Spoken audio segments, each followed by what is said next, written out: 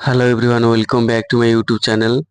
सो आज वीडियो रे हमें आईटी इंटीग्रेटेड वीडियो जो टीचिंग एप्टीट्यूड रही तार यूनिट 3 रो हमें टीचिंग एप्टीट्यूड रो 30 एमसी को हमें डिस्कशन करबा।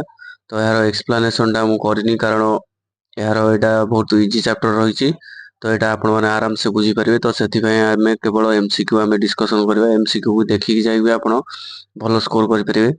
तो फास्ट क्वेश्चन रही देखि पारथिबे teaching learning process mainly focuses on teaching learning जो प्रोसेसटा रही कहा पर फोकस करछि टीचर एक्टिविटी उपरे ना स्टूडेंट एक्टिविटी स्टूडेंट लर्निंग उपरे ना एग्जामिनेशन उपरे ना डिसिप्लिन उपरे। तो टीचिंग लर्निंग टा कहा पर डिपेंड करछि।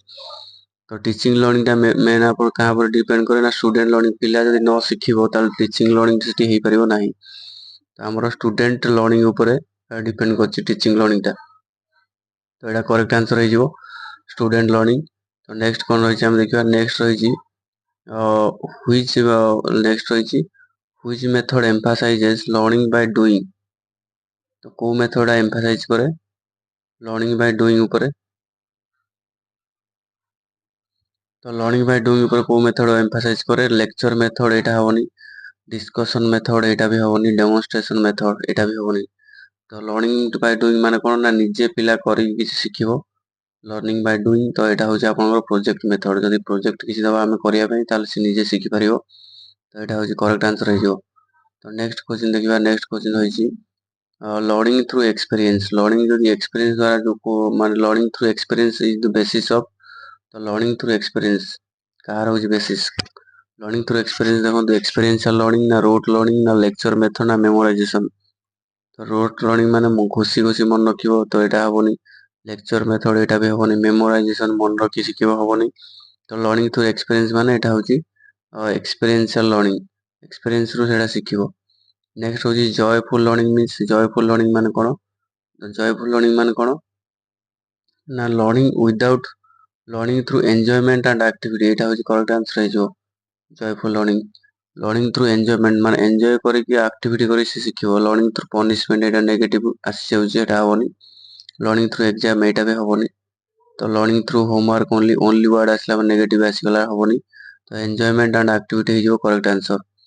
नेक्स्ट होछि project method was develop by project method के डेवलप करथिले जॉन ड्यूए ना डब्ल्यूएच किलपैट्रिक ना मॉन्टेसोरी ना फ्रेडरिक फ्रोवेल। तो प्रोजेक्ट मेथड किए करथिले ना डब्ल्यूएच किलपैट्रिक एटा मन रखिबे डब्ल्यूएच किलपैट्रिक जे कि प्रोजेक्ट मेथड करथिले। नेक्स्ट होछि कंस्ट्रक्टिविज्म बिलीव कहा पर करे कंस्ट्रक्टिविज्म मान होछि कोन ना निजे पिला गोटे जिनिस करिकी काम करी सेटा सिखिबो सेटा होछि कंस्ट्रक्टिविज्म अप्रोच। कंस्ट्रक्टिविज्म माने कंस्ट्रक्टेड बाय लर्नर लर्नर निजे काम करी सिखिबो निजे गोटे जिनिस एक्टिविटी करिकी सेटा सिखिबो सेटा होछि कंस्ट्रक्टिव लर्निंग। नेक्स्ट होछि which method is best developing critical thinking को मेथड द्वारा हमर पिलार क्रिटिकल थिंकिंग जोड़ा रही क्रिटिकल थिंकिंग टा डेवलप हो। क्रिटिकल थिंकिंग को मेथड द्वारा डेवलप हो ना लेक्चर मेथड एटा हबोनी कॉपिंग नोट्स एटा भी हबोनी डिक्टेशन माने डिक्टेट करबा एटा भी हबोनी। तो डिस्कशन मेथड द्वारा क्रिटिकल थिंकिंग टा हमर डेवलप हो पिलार। इनक्लूसिव पेडागोजी मीन्स कोन इनक्लूसिव माने कोन इनक्लूसिव मो प्रीवियस क्लास रे कहितली इनक्लूसिव माने होची कोन ना जो जगह सबू पिला सबू प्रकार सुविधा पाई पारथिबे। तो सबू प्रकार डिफरेंट बैकग्राउंड रो पिला आसी पढ़ी पारथिबे गुटे जगह रे सबू किछि फैसिलिटी पाई पारथिबे सेटा को हम कहबा हमरो inclusive pedagogy. Teaching all student together including children with disability माने सबू प्रकार स्टूडेंट को हमें एकाठी बसे की पाठ पढाइबा ता सहित डिसेबिलिटी पिला भी रहिबे सेटा को हमें इनक्लूसिव कहबा। इनक्लूसिव माने होची कोन सबू प्रकार स्टूडेंट सेठी रहउथिबे।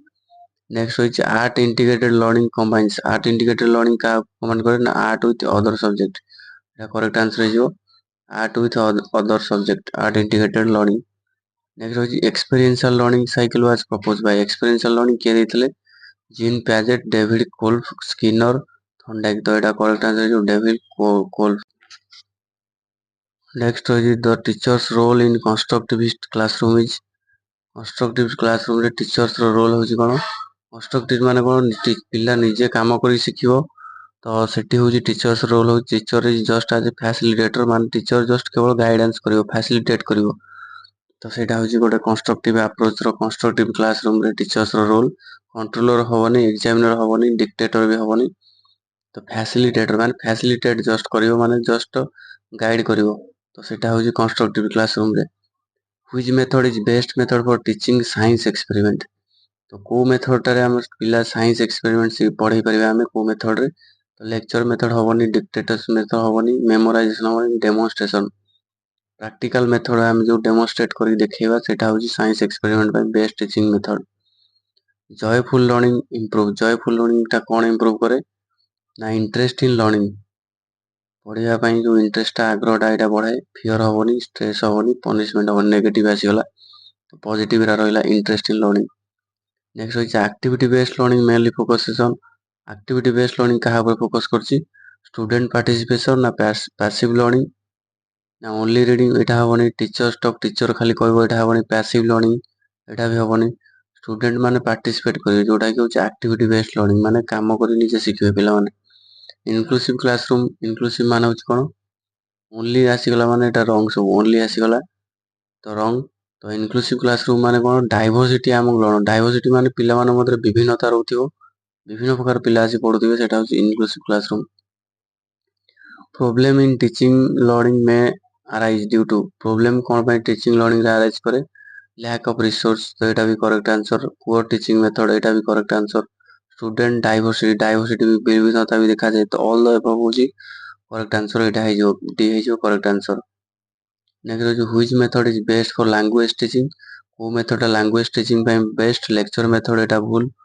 ତାପରେ ସାଇଲେଣ୍ଟ ରିଡିଂ ଓନ୍ଲି, ଏଇଟା ବି ଭୁଲ। ଡିକ୍ଟେସନ ଓନ୍ଲି, ଓନ୍ଲି ୱାର୍ଡ ଆସିବ ମାନେ ଏଇଟା ନେଗେଟିଭ। ତ ରୋଲ ପ୍ଲେ କରିକି ଆମର ଲାଙ୍ଗୁଏଜ ଶିଖେଇ ପାରିବା ଆମେ। ନେକ୍ସଟ ହଉଛି ଏକ୍ସପେରିଏନ୍ସିଆଲ ଲର୍ଣ୍ଣିଂ ଆଉ ଏନକରେଜେସ୍। ଏକ୍ସପେରିଏନ୍ସିଆଲ ଲର୍ଣ୍ଣିଂଟା କ'ଣ ଏନକରେଜ କରେ? Memorisation, practical understanding, rote learning. Rote learning ଆସିଲା ମନେ ରଖି ଶିଖିବା, ଏଇଟା ଭୁଲ। କପିଂ ନୋଟ୍ସ ଭୁଲ, ମେମୋରାଇଜେସନ ଭୁଲ।